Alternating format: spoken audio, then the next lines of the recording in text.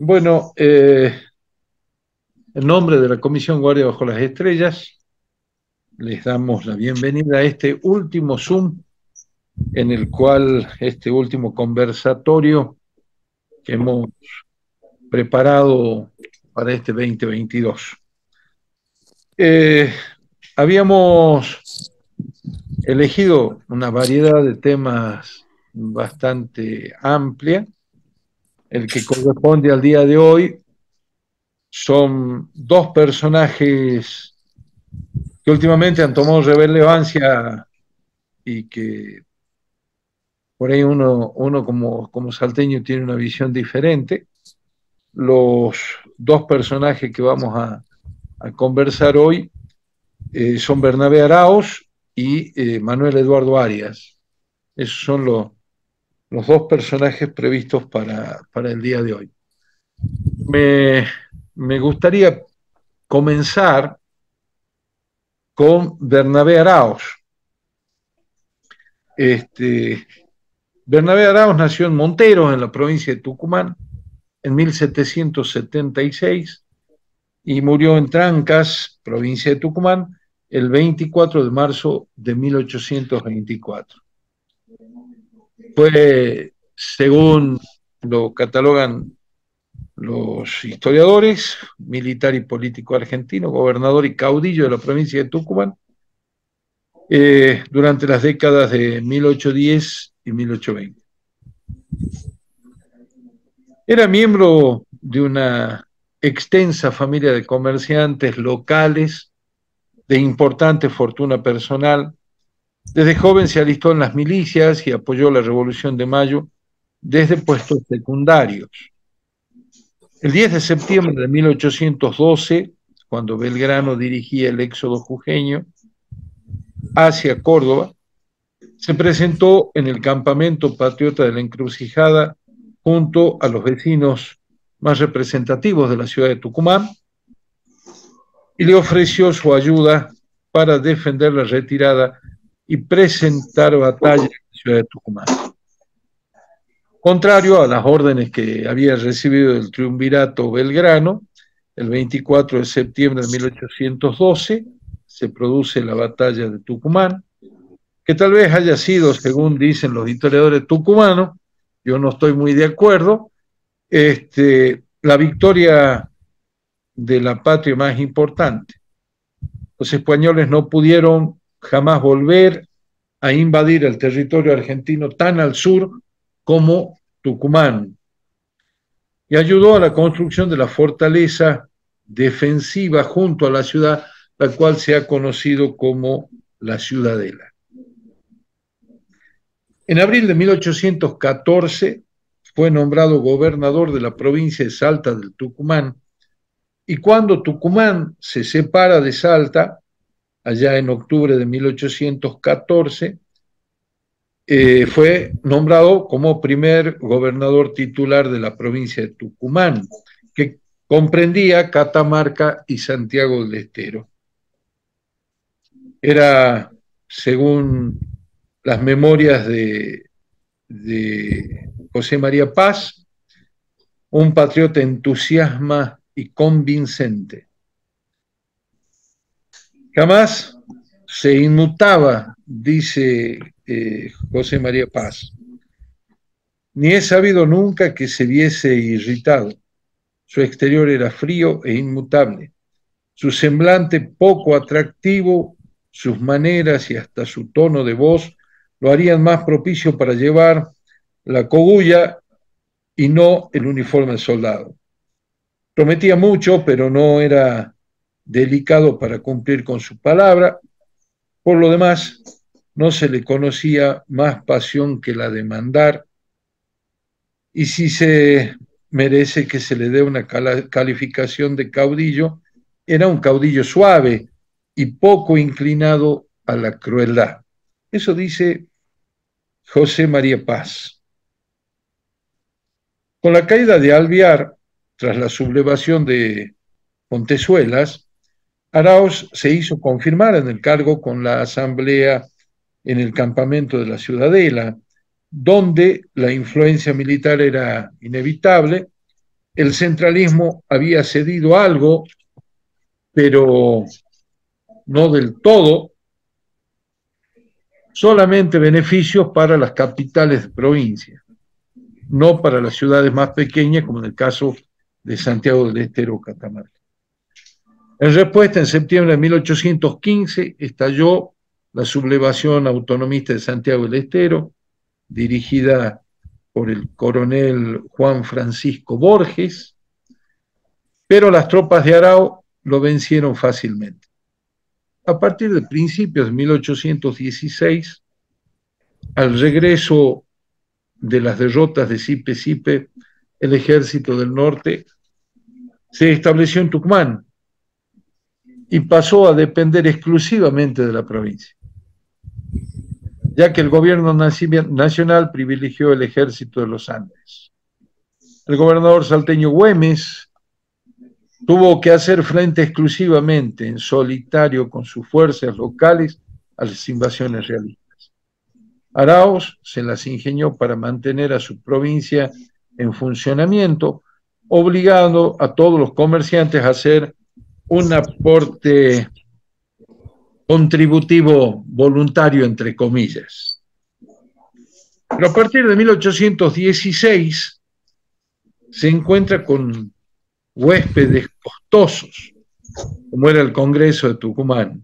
El esfuerzo valía la pena, ya que el 9 de julio se declaraba la independencia nacional, por la que todos los tucumanos ya se habían pronunciado. Acá yo quiero hacer una pequeña aclaración. Recordemos que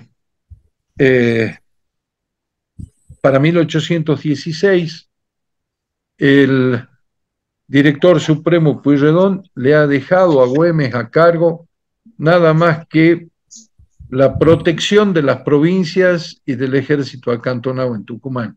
Es decir, lo largó solito en el norte para defender lo que es las provincias unidas del Río de la Plata. El ejército del norte no le fue nada bien. Arauz tuvo sucesivos conflictos con el general Belgrano, fue desautorizado, pues Belgrano desautorizó acciones de Arauz, incluso en cuestiones de sueldo de sus funcionarios. Por su parte, Belgrano acusaba a Arauz de obstaculizar permanentemente el auxilio que necesitaban las tropas. Como consecuencia de ello, el general solicitó reiteradamente la remoción de Arauz al director supremo Pueyrredón. Este prefirió apoyar políticamente a Belgrano y en septiembre de 1817 el catamarqueño Feliciano de la Mora Botelo reemplazó a Arauz. Este pasó 2 años siguientes retirado en sus fincas rurales, esperando su oportunidad. Desde mediados de 1818 solo quedaba en Tucumán parte del ejército del norte, el resto había marchado hacia el centro del país por orden del director supremo. En noviembre de 1819, algunos oficiales del desmantelado ejército del norte arrestaron al gobernador Mota Botelo y al general Belgrano. 3 días después, un cabildo abierto nombra gobernador a Bernabé Arauz. Esa revuelta fue calificada por el general Paz como la primera chispa del incendio que cundió luego por toda la República. Pero en la práctica, todo el litoral desconocía la autoridad del directorio y del Congreso.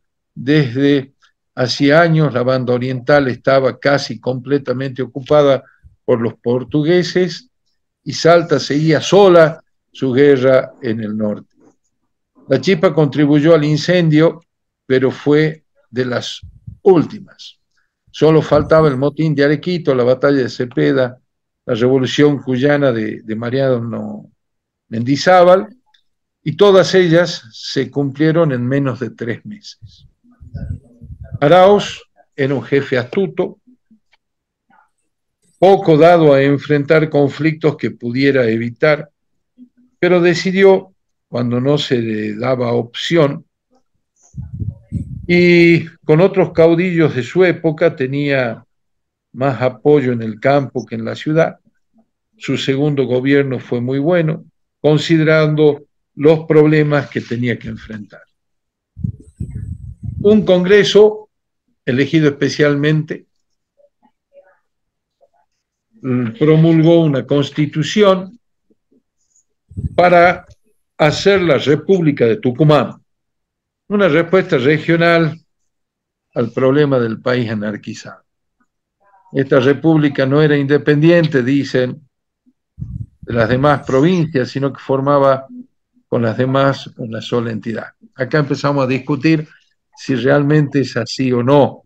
La República del Tucumán, que por entonces le va a robar el escudo a San Juan para involucrarlo dentro de una bandera de la época, por eso algunas famas que tienen los tucumanos en ese aspecto. El nombre de república, quieren justificarlo, no significaba en ese entonces más que Estado, en un sentido local o nacional, indistintamente. Solo significaba que Tucumán dejaba de ser una dependencia del gobierno central para formar más un Estado federal con las demás provincias. De hecho, sería la forma en que realmente se constituyó la nación argentina, esta de república, a partir de 1852.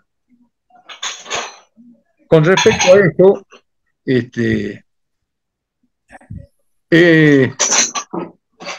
pienso que no se puede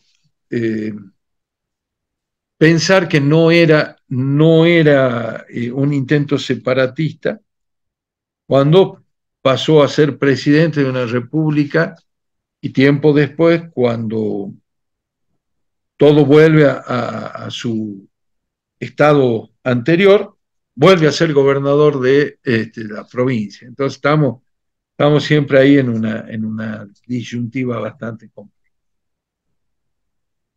Arauz no solo colabora con los intentos,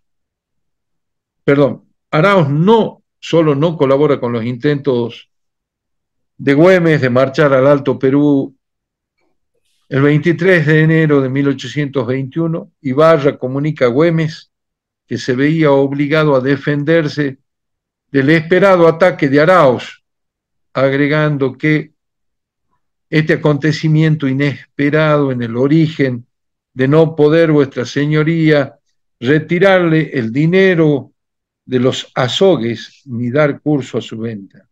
Este gobierno reclama de vuestra señoría los más vivos y eficaces auxilios para destruir este tirano que sin más atención que su ambición frustra todos los auxilios que podía remitirle al ejército a su mando para el progreso rápido de la nación. Recordemos que en 1820 el general San Martín nombra a Güemes general en jefe del ejército de observación del Perú. Recordemos que era parte de esa maniobra que terminaría libertando el Alto Perú y que sería el cierre a la campaña de San Martín, que ya se había iniciado en enero de 1817.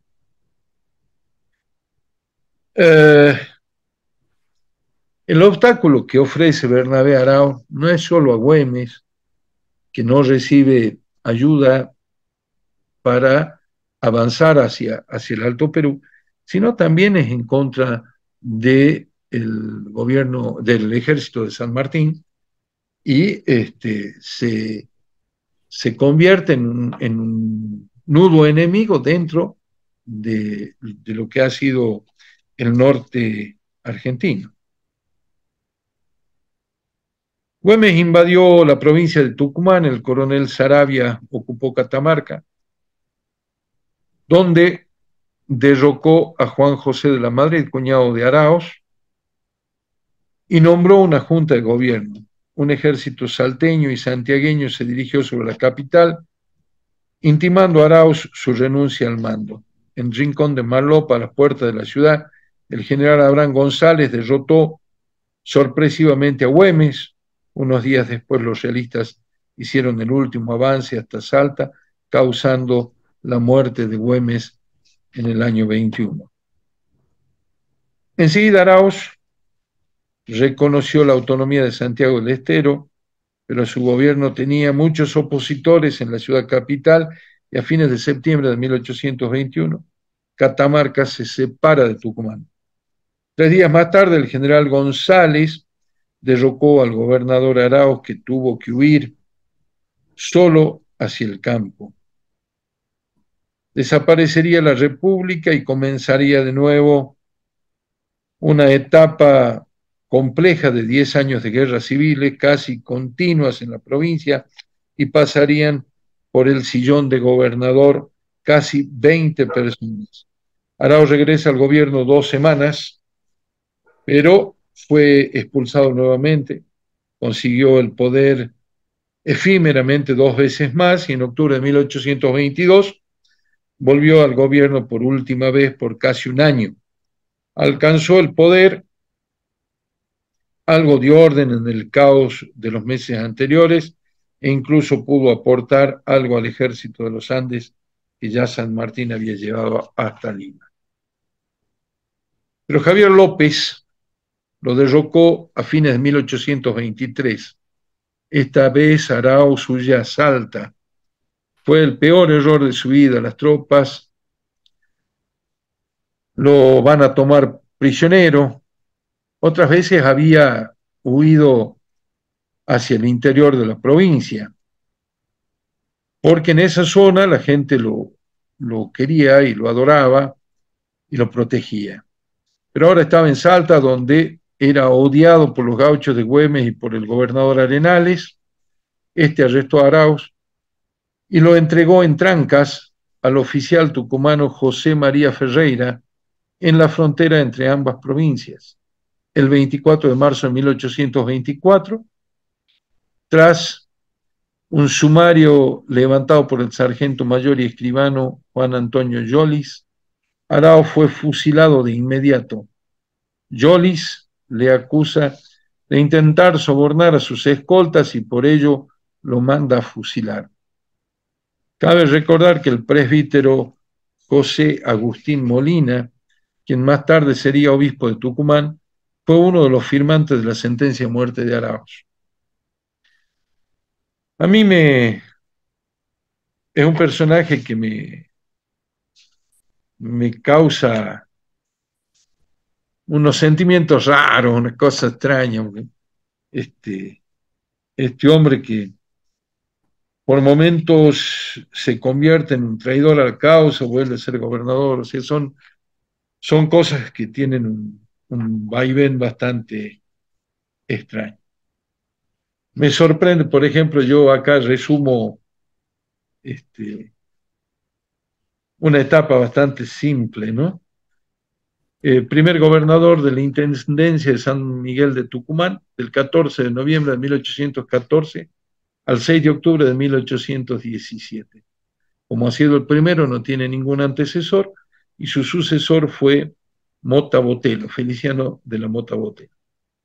Y fue presidente de la República de Tucumán del 12 de noviembre de 1819 al 11 de mayo de 1821. Y después vuelve a ser gobernador el 2 de junio, gobernador de la provincia de Tucumán, el 2 de junio de 1821 al 29 de agosto de 1820. Todo un personaje, caballero Bernabé Arauz. ¿Alguien quiere decir algo, acortar algo? Sí, Jorgito. El tema de Arauz, bien como lo desarrollaste vos, tiene sus cosas. Él sí participó de la batalla de Tucumán, no vino con el ejército a la batalla de Salta, se quedó en Tucumán. Eh, Siempre buscó ser gobernador de Tucumán y se lo quería en Tucumán porque él siempre buscó de que su provincia estuviera bien económicamente, mientras Salta y Jujuy se empobrecían luchando por la independencia. De lo que vos dijiste sobre el tema de la falta de apoyo, hay muchas cartas entre Belgrano y Güemes planteando el tema de que Bernabé Arauz como gobernador de Tucumán no daba ningún tipo de apoyo a la guerra por la independencia. Vos mencionaste 1817, la invasión de la Serna, una de las grandes invasiones a las Provincias Unidas de Sudamérica, en las cuales de la Serna decía que el mayo de 1817, si el tiempo se lo permitía, iba a entrar triunfante a Buenos Aires. Entonces no estamos hablando de cualquier invasión, sino de una invasión que era para recuperar el territorio, casi el único territorio que quedaba libre en América.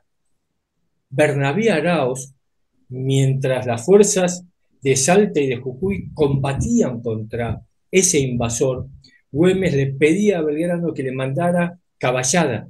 No le pedía que le mandara gente, sino caballada. Caballada que estaba fresca en Tucumán.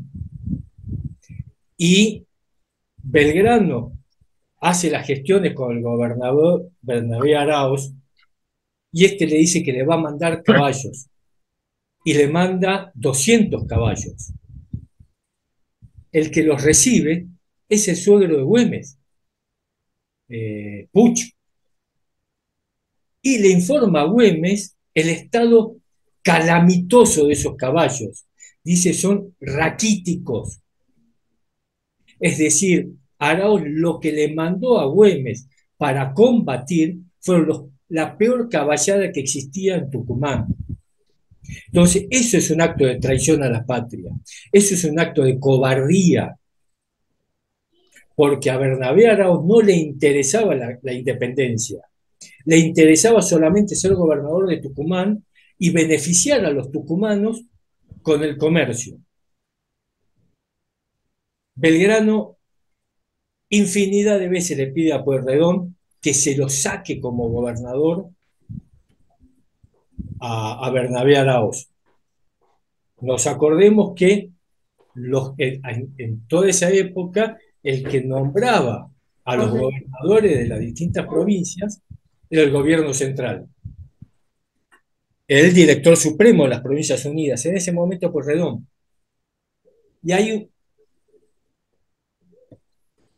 una de las tantas cartas que en ese caso Pueyrredón le dice a Belgrano, es inútil cansarnos, compañero mío, mientras este carita linda, refiriéndose a Bernabé Arauz, en el mando de esa provincia, ni habrá carne para el ejército, ni espíritu público en sus habitantes. Ahí lo está mostrando que a Bernabé Arauz no le interesaba nada, entonces que hablen de el patriota, el héroe, cuando fue un gran traidor de la causa de la independencia, que solo le interesó el tema del bienestar de su provincia. Por eso es que Pueyrredón lo saca como gobernador, considerándolo un traidor a la causa. No por problemas personales, sino por hechos concretos en la historia. También dijiste muy bien que cuando Belgrano se tiene que trasladar hacia Santa Fe con el ejército del norte, Bernabé Arauz aprovecha esa situación y con varios secuaces que lo seguían a él, derrocan al gobernador y se hace designar gobernador de la provincia. Hasta en ese momento Belgrano había vuelto a Tucumán por su situación de salud y Arauz tiene el atrevimiento, la osadía y la gran espíritu de traición de que lo hace encadenar a Belgrano como un reo, cuando el único reo en esa situación era Arauz y Belgrano era capitán general de las Provincias Unidas de Sudamérica. Después hablaste muy bien del tema de cuando a Güemes se lo nombra general en jefe del Ejército de Observación al Perú, le pide apoyo a todas las provincias, le manda dinero a Santiago del Estero para que Heredia pudiera comprar, Ibarra pudiera comprar caballada, ganado, montón de cosas que necesitaba el ejército del Perú y se las mandara a Salta. Arauz impide que esa ayuda llegue a Salta, haciendo que invadiendo Santiago del Estero. ¿Por qué? Porque como vos dijiste, se había hecho por una constitución creada por los secuaces de él, nombró República Independiente a Tucumán y invadió Santiago del Estero para sumarla nuevamente a esa república.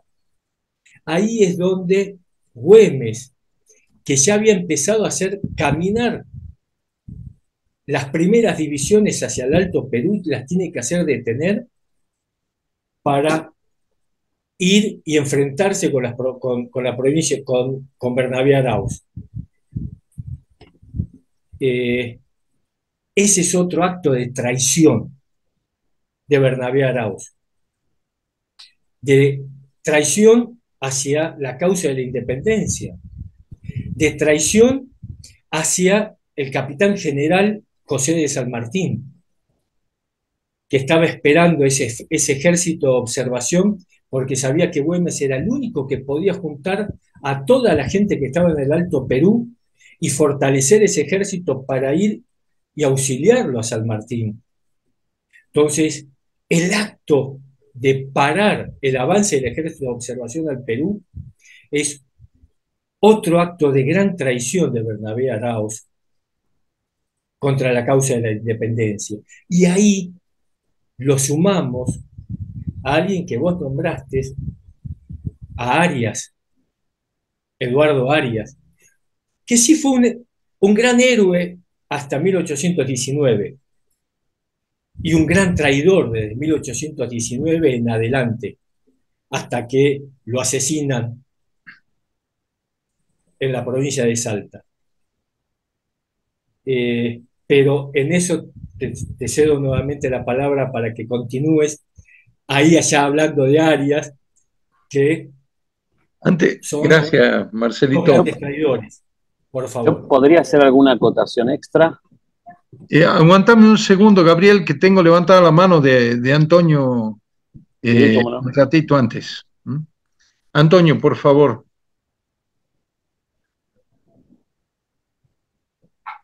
Habilita el micrófono, Antonio. Ahí va. Ahora sí. Voy a hacer breve.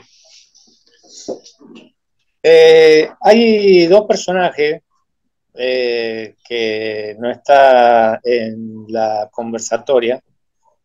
Es el gobernador de Córdoba, que manda huestes y caballada para la causa, y que tenía que pasar por la zona de Santiago del Estero, y ahí pararon todo.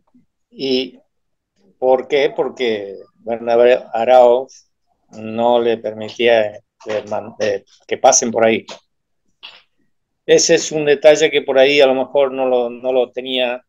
Yo lo estuve leyendo y me pareció importante que lo nombres. Sí, el apoyo de todo el sur se cortaba en Tucumán con Bernabé Arauz. En realidad todo llegaba hasta Santiago y de Santiago hacia arriba era prácticamente imposible con con el tapón que hacía Bernabé Arao en Tucumán. Sí, o sea, fue un gran patriota al revés. Sí. Pero bueno, creo que si nos escuchan los tucumanos nos Van a enojar, van a pero decir cualquier nos cosa. importa poco. Hay que ir a los Sí, documentos nomás. seguramente. Pero Gabriel, bueno, sería bueno que hable del Collita Arias, el Colla Arias.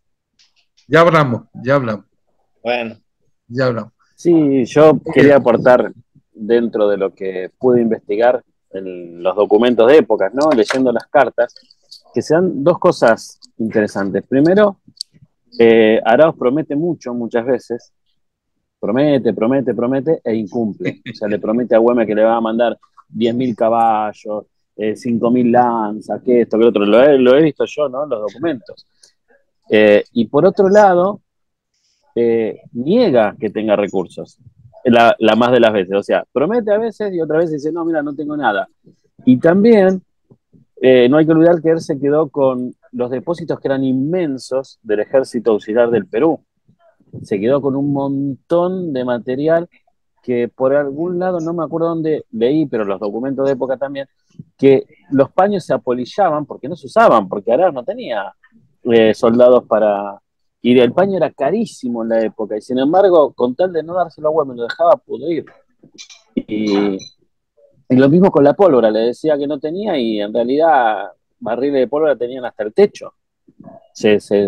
La pólvora se echaba a perder porque se humedecía, pero era para no compartirla nomás. Y eso es interesante también, o sea, no solo se preocupaba por el bienestar de Tucumán, sino que no quería un vecino poderoso también al lado, ¿no? Aún pudiéndole compartir recursos para la guerra de la independencia, no lo hacía. Y eso también es algo a destacar, ¿no? Si no quería tener competencia de ningún tipo, por un lado, y por el otro lado tampoco quería que tuviera una independencia real las Provincias Unidas. Él quería su República de Tucumán y el resto, si era colonia mejor, había más negocio de por medio. Claro, y además yo creo que el que es de una manera tiende a pensar que todos son iguales, así que él me imagino que tendría miedo de que Güemes después fuese aumentando poder y no sé, se dedicara a invadir y a conquistar otras provincias, ¿no? Cosa que por ahí él querría hacer. Sí, yo creo que ese era el fin primero de Arauz, ¿no? El poder conquistar como presidente de una república territorios nuevos, ¿no? En esa época la conquista era parte todavía del, del sentimiento de la gente de la época, ¿no? ¿Alguna otra? Sí, hay una pregunta de Violeta Herrero, que puso en el chat que quería hacer Ah, una sí, pregunta. perdón, no la vi. Violeta, por favor. ¿Me escuchan?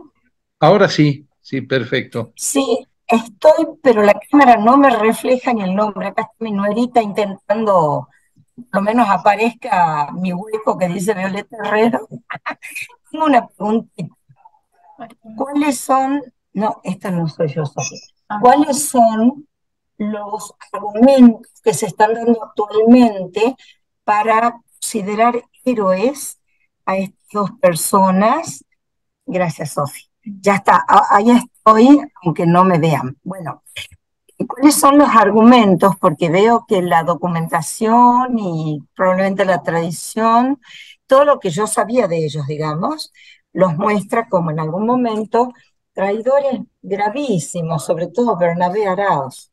Y esto que dijo el señor Popolizio, mis abuelos españoles decían a las hechas sospechas, ¿no? O el ladrón cree que todos son de su condición o algo así. Pero bueno, esta es la pregunta que yo me hago hoy, cuando estamos empezando a ver una historia más real, más verdadera, creo, porque hay gente que está queriendo llevarlos a ocupar lugares quizás a la altura de Güemes, o de los capitanes de Güemes que realmente lo dieron todo. Gracias. Violeta, si hay una movida de reconocimiento tanto a Arauz como Arias. a Arias, eh, pero no es nueva, ¿no? En enero de 1879 se inauguró con toda solemnidad la columna levantada en la Plaza de Monteros. Allí dice en letras de oro: al general de la Independencia, don Bernabé Arauz, la Municipalidad de Monteros, 1878, dedica este monumento conmemorando sus importantísimos servicios prestados a la causa de la libertad argentina en Tucumán en 1812, en Salta en 1813, asegurando así la independencia de Sudamérica. O sea, no es nueva la movida que ahora están haciendo tanto diputados como senadores con Eduardo Arias y con Bernabé Arauz, está basada más que nada en relato, ¿no? En el ascenso post-mortem a general en el caso de Arias, que lo han hecho en el 2021. Estoy buscando los papeles, la fecha exacta, Sí. pero realmente ha sido un verdadero desastre en lo que se basa. Hay un par de historiadores eh, jujeños en donde le han dado una relevancia muy importante a Arias, que en base a ellos estoy tratando de encontrarlo a los nombres de estos historiadores. Uno es Carrillo, que es el gran historiador jujeño, pero tiene su sesgo anti-Salta en todo momento, y después no lo encuentro ahora, pero creo que me sale Boero y no es precisamente eso, pero ellos siempre con un relato de resaltar las virtudes y minimizar la etapa esa de traición a la patria, ¿no? Y, y están encarnizados ahora con tratar de llevarlo a hacer en el caso de Arias, por ejemplo, en el 2017, conmemorando el bicentenario de la invasión realista, ahí se pretendió llevarlo a Arias al nivel de general, cosa que fue realizado después, y hace 2 o 3 días se inauguró un monumento al general Arias en Jujuy, Mahuaca. en Humahuaca, cosa de que se ve que hay un pretendido relato por llevar a cabo. No creo que por ahí pasa la cuestión. No se basan en documentos, sino se está basando en una visión de historiadores que obviamente están en una visión sesgada de lo que quieren mostrar, ¿no? Muchas gracias. A mí me da la impresión de que también en esto estamos viendo el impacto de la posverdad, ¿no? Que se puso de moda hace un tiempo, es decir, el que cree algo o lo quiere hacer creer así como enseñaba Goebbels, insiste incluso frente a la documentación o a las evidencias científicas claras y contundentes. Creo que tiene un poco que ver con toda esta decadencia cultural y moral que estamos sufriendo como humanidad, ¿no? No tendría por qué salvarse la historia, digamos. pero bueno, siempre es interesante poder saber cómo ha sido. Lástima los que van a ver el monumento, el feriado, porque en este país hacemos feriado por todo. En vez de trabajar el doble en los días patrios, hacemos feriado. Así que bueno, pero esta es una antigua queja que yo tengo. Me disculpo por estar tan quejumbrosa antes de la Navidad. Muchas gracias. Gracias, Violeta. Yo debo reconocer, mi mujer me dijo, no lo digas, este, pero no puedo con el genio. Yo tengo un sentimiento muy encontrado en estos días del Mundial y demás, ¿no? Donde en una conferencia que dijo el mosquito que estaba arriba del caballo, que organizamos, llevaron un perro, uno de los asistentes envuelto en una bandera, y claro, a mí eso me produce una sensación terrible, porque era una charla de los 40 años de Malvinas, como cierre de del año en el que se cumplían 40 años de la Guerra de Malvinas, y me parecía una falta de respeto terrible, y bueno, no en vano dice el dicho, miente, miente, que algo quedará, ¿no? Entonces, tiramos y tiramos cosas, y alguien la recoge porque la escuchó en alguna parte, y por ahí nos vencen los relatos, ¿no? Y no vamos a la documentación pertinente, ¿no? Mil perdones por mi Lo que dice la manifestación de dolor cuando veo que la bandera en las fechas patrias no las ponemos, no las respetamos, y por Claro. el deporte sí, ¿no? Lo eso es cual verdad. no quita la virtud de lo que han hecho los deportistas, ¿no? Sino creo que como país nos falta sentirnos identificados de la misma forma que con el fútbol, con las cosas que nos pasan como país, como patria, como sentido de valor, ¿no? Creo que eso Estamos en una crisis de valores. Es una total. crisis primeramente moral, ¿sí? Y de valores. Pero esto es muy viejito ya. Esto es una cosa que viene mucho de la mano, creo yo, con la sociedad de consumo, con la época de don dinero, que está cada vez peor, ¿no? Y nos vamos olvidando de las cosas sencillas y de estas historias tan relevantes que han permitido que llegáramos a tener la patria un poco renga que tenemos, pero acá es como que nos viniera una amnesia a todos, ¿no? Y bueno, es lo que viene, pero esto es mundial, me parece, ¿no?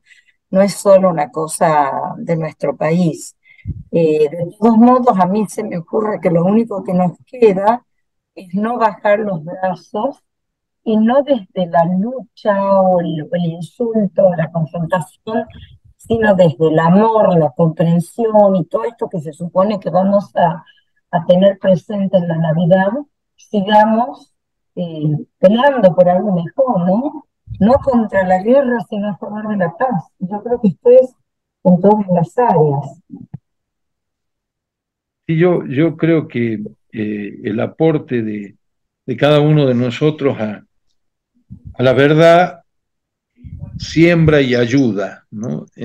Por eso estos conversatorios han tenido esa intención y tienen esa intención de buscar aclararle a la gente que lo vea o quienes participamos, aclararle de a poco o buscar la verdad entre todos, que está en los documentos. En el caso de la historia no nos queda otra que recurrir a los documentos.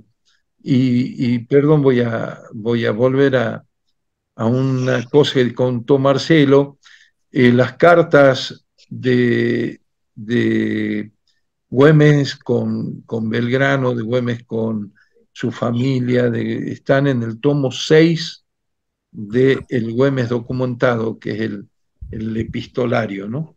Ahí hay cosas muy, muy lindas. Vuelvo a recomendar ver las cartas de Güemes con su señora. Muy, muy.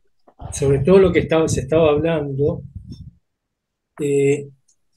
lo que estamos tratando de volcar en el conversatorio no son meras opiniones, sino están basados en hechos concretos de la historia, en documentación.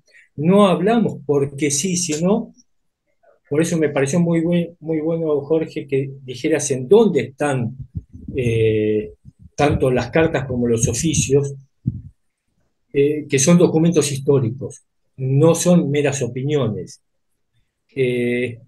Y lo que hablábamos de Bernabé Araoz, el relato, los hechos, siempre los hechos matan al relato, pero los relatos no son solo de ahora, vienen desde la época de la independencia.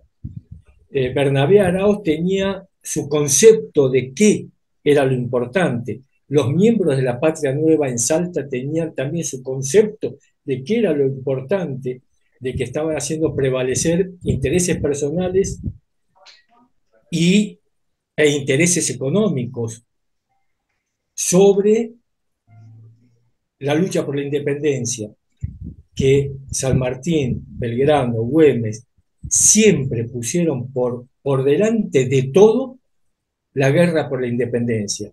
Siempre dijeron, primero seamos libres y después discutamos el resto. Güemes se lo plantea al gobernador de Corrientes, diciéndole, yo no voy a participar de una guerra intestina de nuestra patria, porque primero están los intereses de la independencia. Bernabé Araoz no lo veía así, los miembros de la Patria Nueva no lo veían así, por eso eran socios en todo el accionar contra Güemes y contra la guerra por la independencia. La diferencia entre Bernabé Araoz y Arias es que en Arias, desde 1810 hasta 1819, podemos mostrar por hechos históricos su gran participación en la guerra por la independencia, pero como subalterno de Güemes. Jamás se lo puede equiparar al mismo nivel de Güemes. Güemes era un general, él era un coronel que estaba bajo las órdenes de Güemes. Por más de todos los hechos históricos de proezas de guerra que llevó adelante Arias, como todos los comandantes de Güemes. Arias era un comandante más de las fuerzas del general Güemes. Pero a diferencia de Araoz, Arias tiene por lo menos algo que mostrar hasta 1819. En 1819 trata de negociar con las fuerzas realistas para pasarse al bando realista. Por eso Güemes lo manda a detener y Belgrano le dice que lo fusile. Y Güemes, como nunca había mandado fusilar a nadie, porque en eso era muy humanitario, se lo manda a Tucumán, lo manda a Arias a Tucumán, bajo las órdenes de Belgrano, para que Belgrano decida qué hacer con el traidor. Belgrano tampoco lo hace fusilar, porque encima justo él se tuvo que ir de Tucumán. Y quedó preso en Tucumán, porque estaba preso por traidor, y después se suma a las fuerzas de Araoz con la guerra entre Salta y Tucumán, y Araoz lo nombra segundo comandante del ejército de la República de Tucumán. Y ahí hay... Delito, creo que ahí hay una mano levantada de Violeta. Creo que Violeta estaba por hacer una pregunta.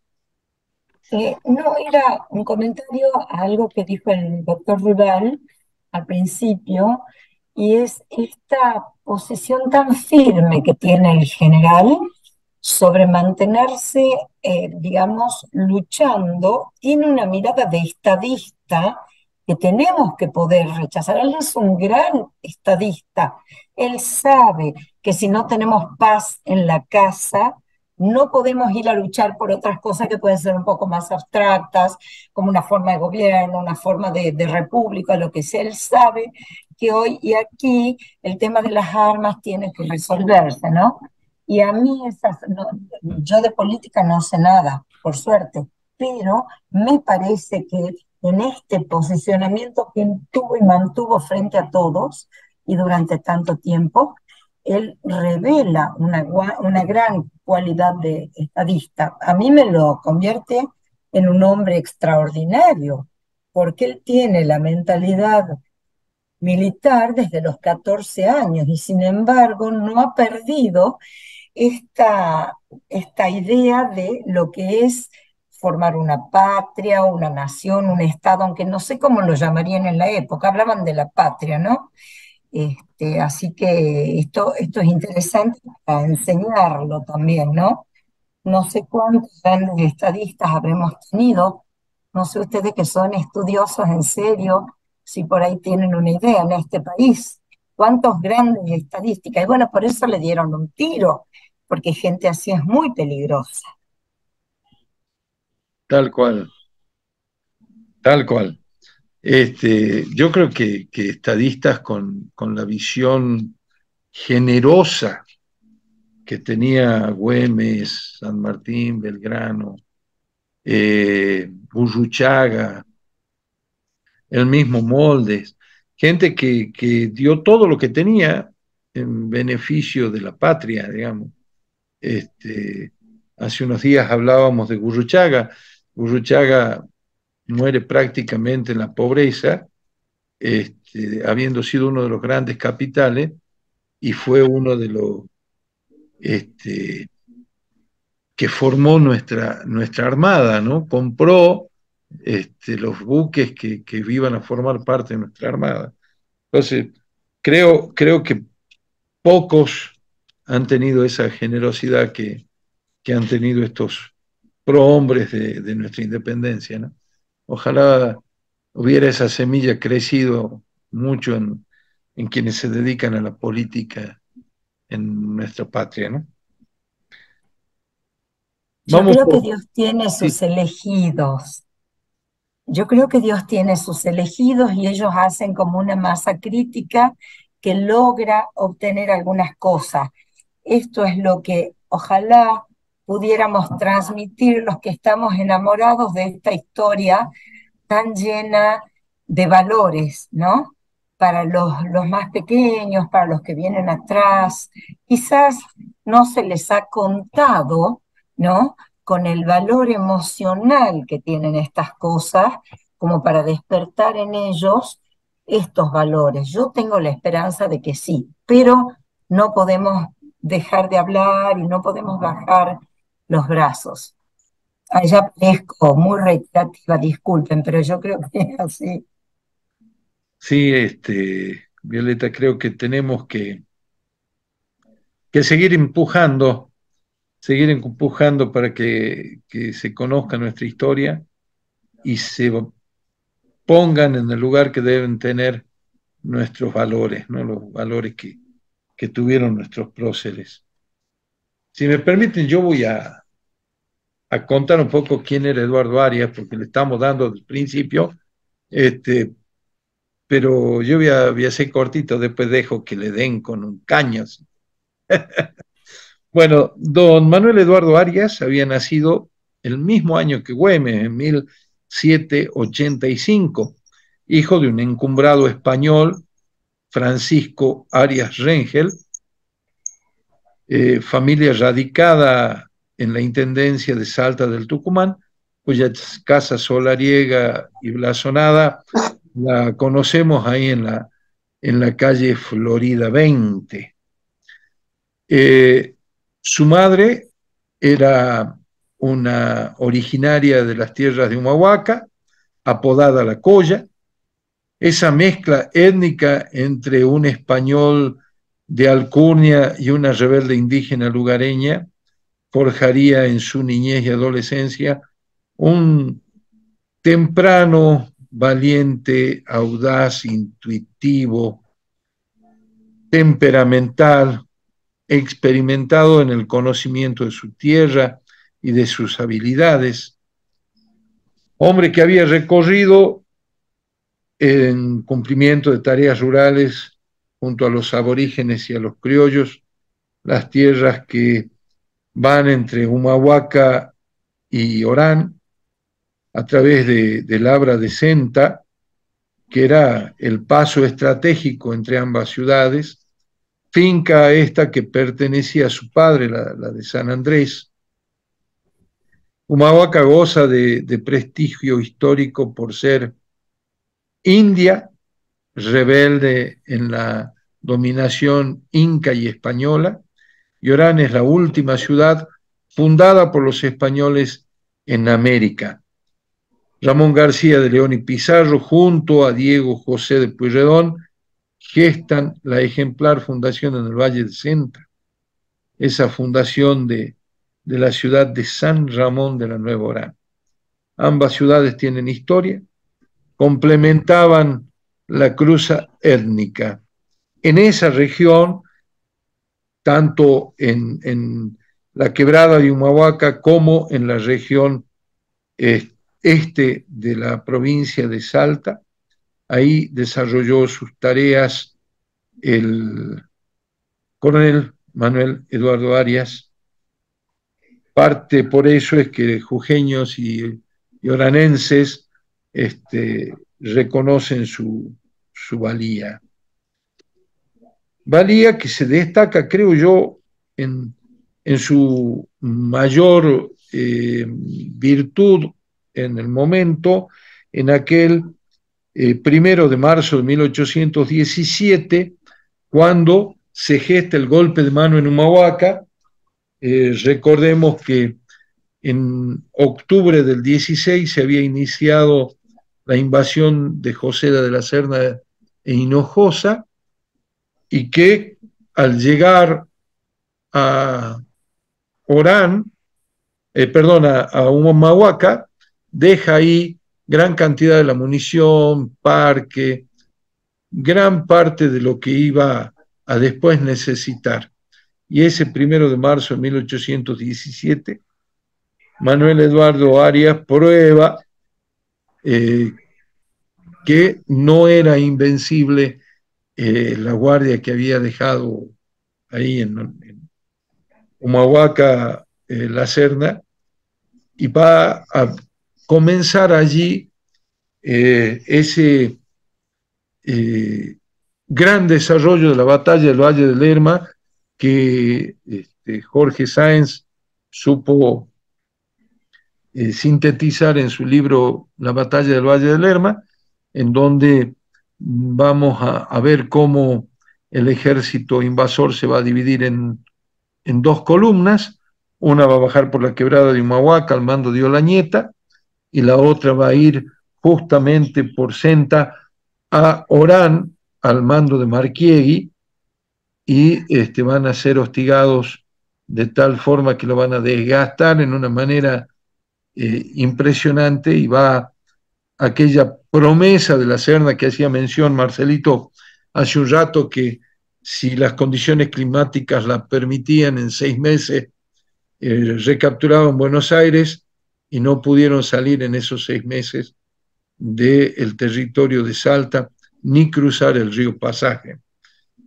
Lo mantuvieron en este territorio hasta saber que se había asegurado Chile al mando de San Martín. Así que creo que en este periodo, Manuel Eduardo Arias, bajo las órdenes de Martín Güemes, en esos combates de 1817, se luce, y realmente va a tener una participación muy importante. Después, ya entrado 1818, Marquiegui le va a ofrecer pasarse de bando. Primero va a decir que no, pero las tratativas se van a mantener durante el tiempo, cosa de que Juan Antonio Rojas descubre correspondencia, está en el Güemes documentado, si mal no recuerdo, en el tomo 2,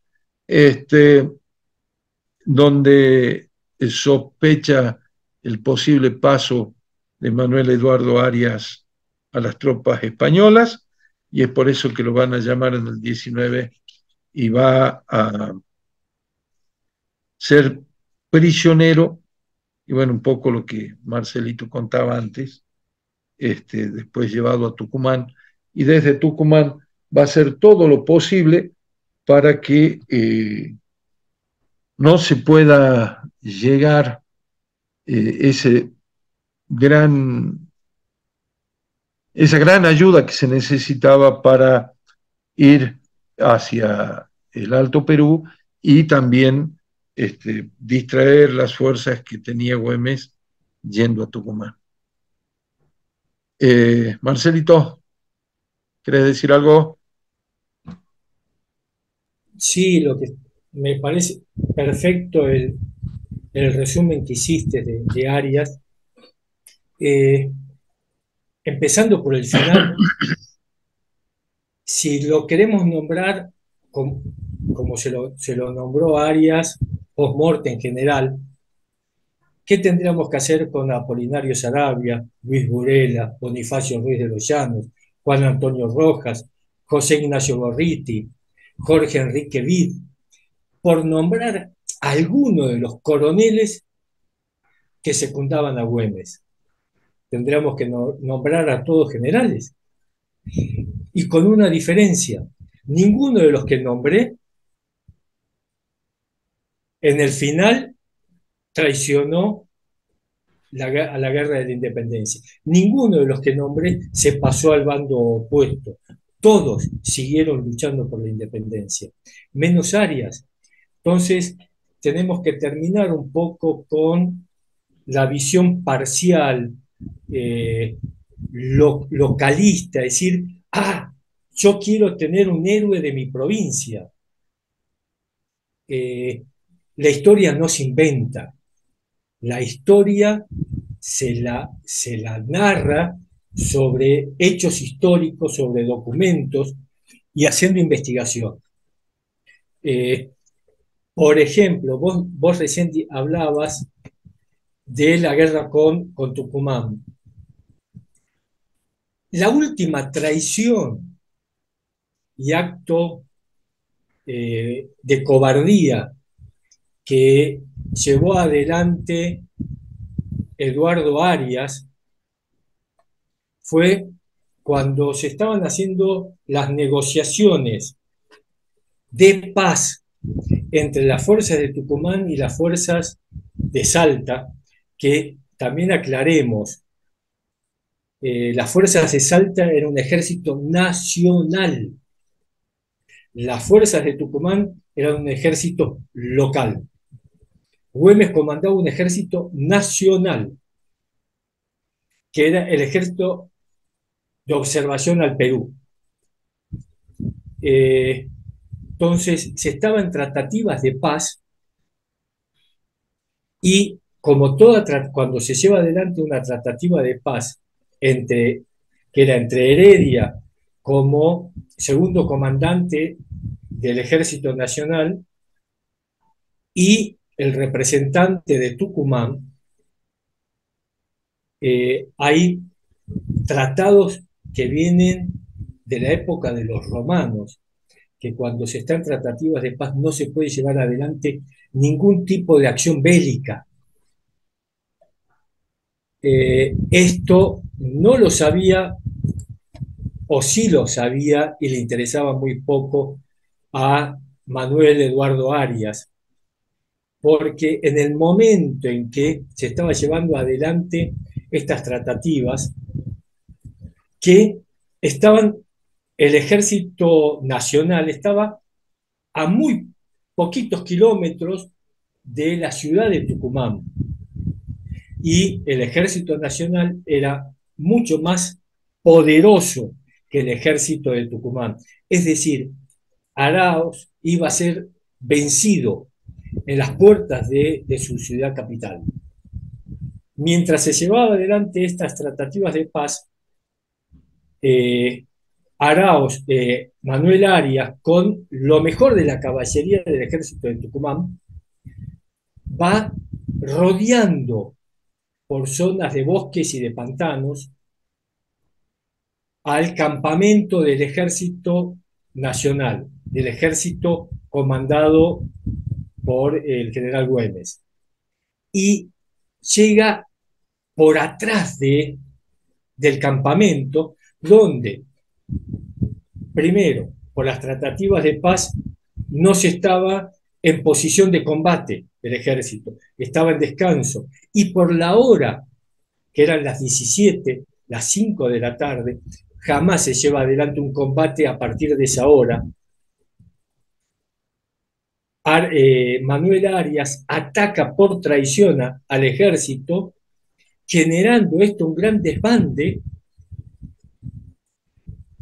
que vale aclarar que se sabía que Heredia estaba también en tratativas con Araos de traicionarlo a Güemes. Se produjeron muy pocos heridos y no más de 10 muertos en este enfrentamiento.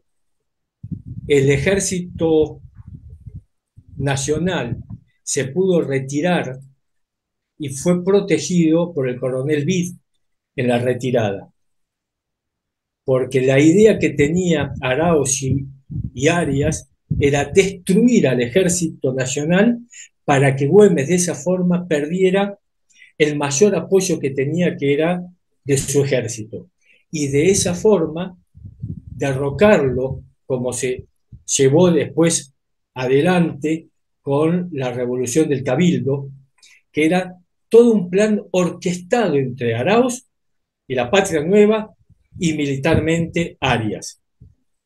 Destruirlo a Güemes para ellos hacerse cargo de todo. Solamente quería contar eso, que fue la última gran traición y cobardía de Arias. Gracias, Marcelito. Yo quiero, porque ya llevamos una hora, les cuento, en este conversatorio, quiero mencionar que en el tomo 8, en las páginas 20 a la 43 del Güemes documentado, obra de Luis Güemes Ramos Mejía, está un documento del 15 de octubre de 1818, donde está el listado de revista del año 1817 de las tropas al mando del general Güemes.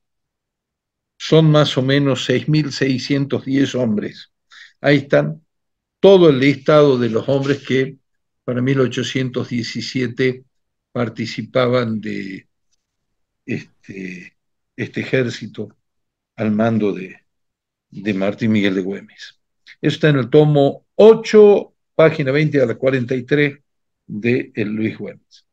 El ingeniero Guillermo Solá subió la obra magnífica de Luis Güemes a el internet, y ahí lo podemos encontrar a los 12 tomos.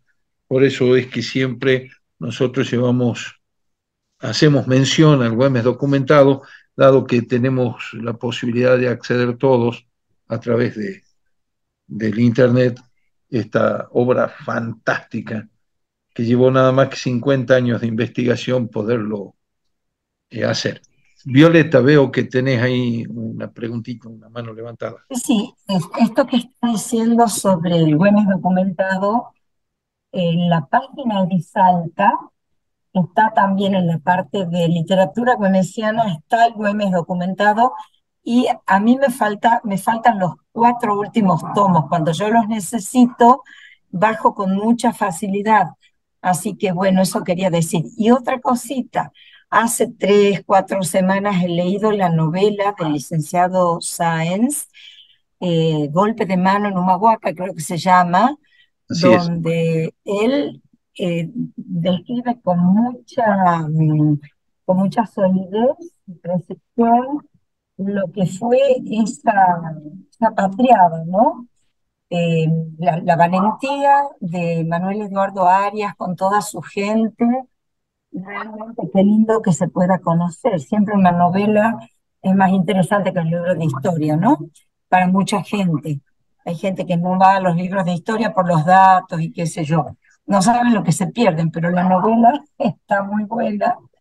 Y bueno, quería comentarlo también. Sí, yo tuve el privilegio de que Jorge Sáenz me pidiera que le hiciera un prólogo, así que esa es una gran obra Sí, sí, muy de linda obra. Jorge. ¿Alguna otra pregunta, alguna acotación? Ahí he visto que se sumó Elías Bacaflor Dorakis desde Tarija, así que bueno, bienvenido Elías, un gusto tenerte acá en este conversatorio. Bueno, llevamos una hora y pico. Creo que hemos aclarado algunos de los aspectos que tenían estos dos personajes que hemos tratado hoy. Creo que con esto hemos concluido un año de mucha tarea, porque aunque uno no crea, estos conversatorios nos llevan tiempo.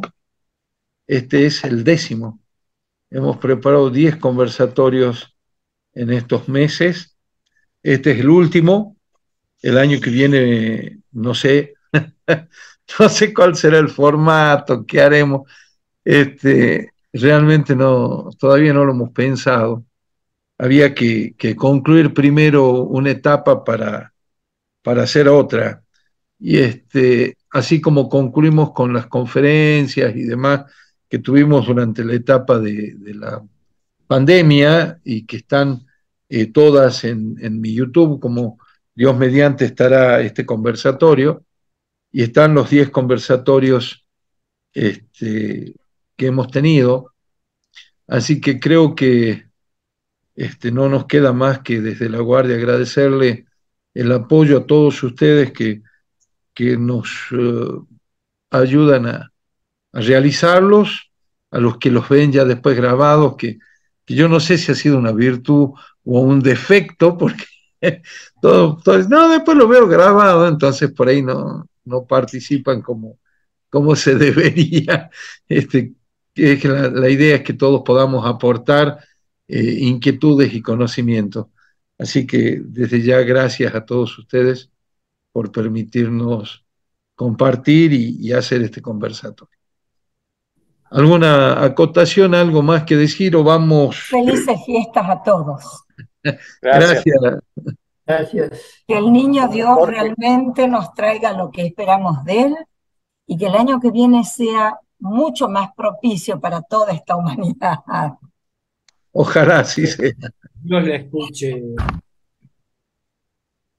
Bueno, Jorge, Marcelo, Gabriel, la señora Violeta, feliz año. Que Dios nos ampare de todo lo que va a pasar más allá que más, pero pongámosle un poquito de fe, vamos a salir de todo esto.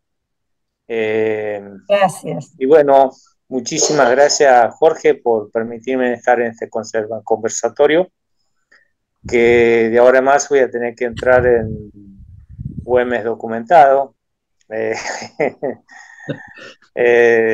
Pensé que lo podía conseguir en libro, pero bueno, sí, puedo entrar en internet y buscar ahí, bucear un poco, que me va, voy a poder leer un poco más y bueno, habrá con un poco más de seriedad el tema. Pero es importante lo que está haciendo Jorge y la verdad que para mí productivo, digamos así. Así que bueno, les deseo un feliz año a todos, feliz Navidad y que gracias por todo. Y sigamos el año que viene, no aflojemos. Vamos a ver cuál será el formato. Empezamos con charlas, terminamos este año con conversatorio, bueno, ya veremos qué podemos dar. Lo fantástico que tiene este sistema de de podernos poner en contacto y conversar como si estuviéramos sentados en un living de alguien, a través del internet es fantástico, porque estamos en lugares tan alejados y al mismo tiempo, claro, fue la forma. Yo debo reconocer que en la época de la pandemia, al principio de la pandemia, era bastante complejo todo, entonces se me ocurrió hacer guitarreadas virtuales. Entonces, Qué lindo. quienes tocaban guitarra, con mi sobrino que estaba en Tucumán, con mis primos en Buenos Aires, con mi hermano que estaba en la ciudad, yo estaba a 10 kilómetros de la ciudad, o sea, entre varios nos juntábamos y hacíamos unas guitarreadas virtuales, que al principio, con mucho miedo, dije, che, hagamos una guitarreada virtual, pero con todo el miedo del mundo, y después era, che, ¿cuándo hay una? ¿Cuándo hacemos? Así que esto me ha entrado a fascinar la posibilidad de conectarse a la distancia. Yo les agradezco a todos la presencia, les deseo una hermosa Navidad, que Dios bendiga a cada uno de ustedes y su familia, y que el año que viene sea un año venturoso para todos, por lo menos con paz, salud y amor, que es un poco lo que nos ayuda a sobrellevar cualquier otra cosa. Gracias. ¿Alguien quiere decir algo o finalizamos aquí? Yo simplemente agradecerles el permitir a un porteño de nacimiento y bonaerense de locación participar de estas charlas como una más. Me hacen sentir como un salteño más. Así que les agradezco. Y bueno, quería desearles unas felices fiestas y bueno, nos veremos en 6 meses presencialmente, si Dios quiere. Así sea. Lo bueno de esto es que nos ha permitido conocernos entre todo un grupo que nos ha enriquecido muchísimo. Gracias a ustedes. Bueno, mil gracias a todos. Dios los bendiga. En nombre de la Comisión Guardia Bajo las Estrellas, un honor poder compartir con ustedes y esperamos vernos pronto con todos. Que Dios los bendiga. Gracias. Un abrazo para todos. Gracias, Jorge.